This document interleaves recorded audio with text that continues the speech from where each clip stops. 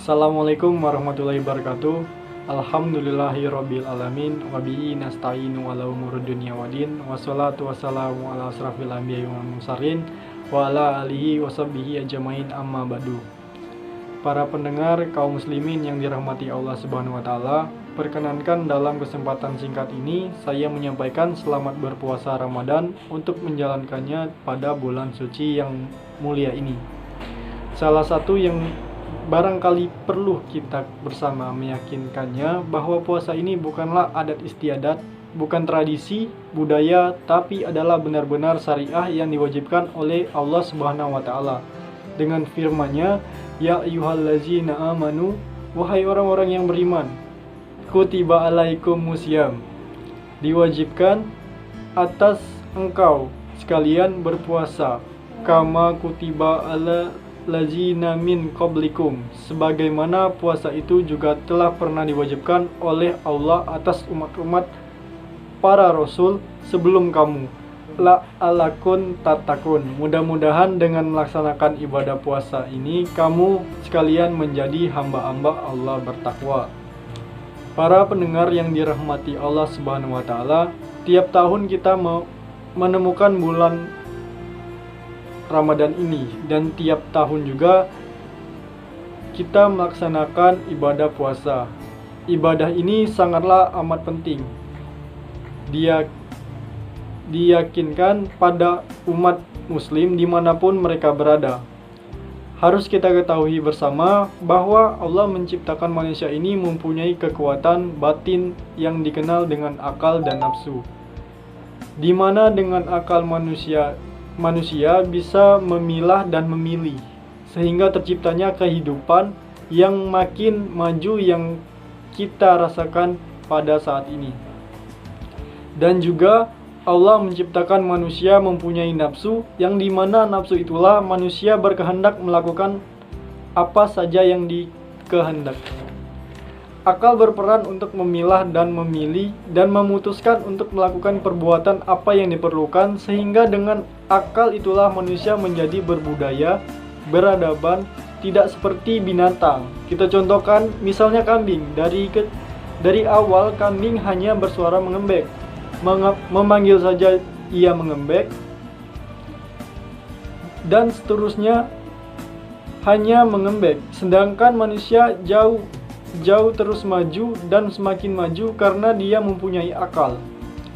Kemudian karena Allah Subhanahu wa taala menugaskan manusia itu untuk memakmurkan permukaan dunia ini, maka manusia juga diberi nafsu. Kalau nggak punya nafsu, nggak ada rancangan untuk membangun rencana untuk maju dan lain sebagainya. Taruhlah mempunyai biaya yang banyak, uang yang banyak, tapi rumahnya ya tetap rumah yang reok.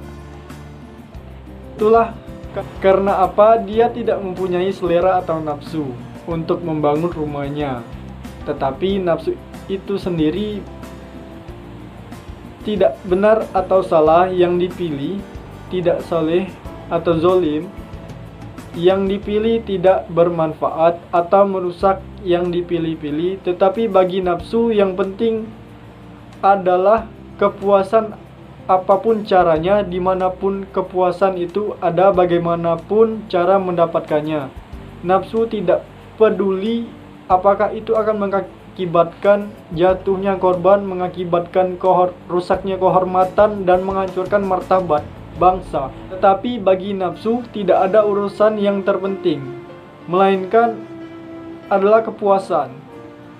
Ketika seorang manusia akalnya mampu menguasai dirinya dengan membawa kehidupan ini sesuai dengan kebajikan, kearifan, sesuai dengan kebijaksanaan, maka manusia itu akan menjadi hamba Allah yang baik.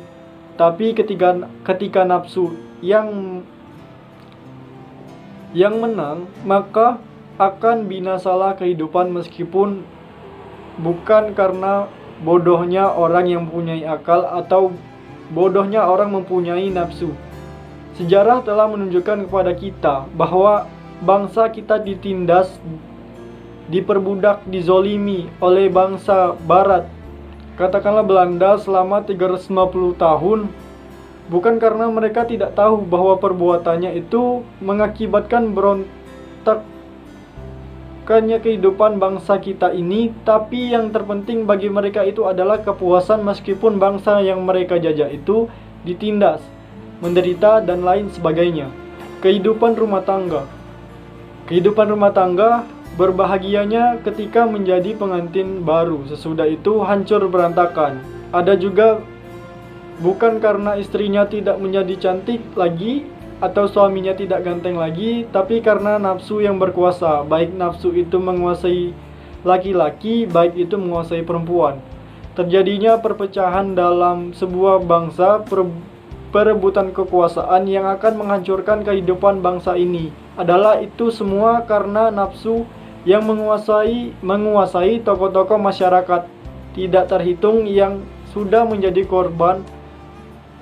Oleh sebab itu, maka Allah Subhanahu wa taala yang maha bijaksana, yang maha mengetahui rahasia kehidupan daripada manusia, maka Allah Subhanahu wa taala berikan syariat. Dengan syariat tersebut, manusia berusaha sekuat tenaga agar nafsunya bisa dikendalikan.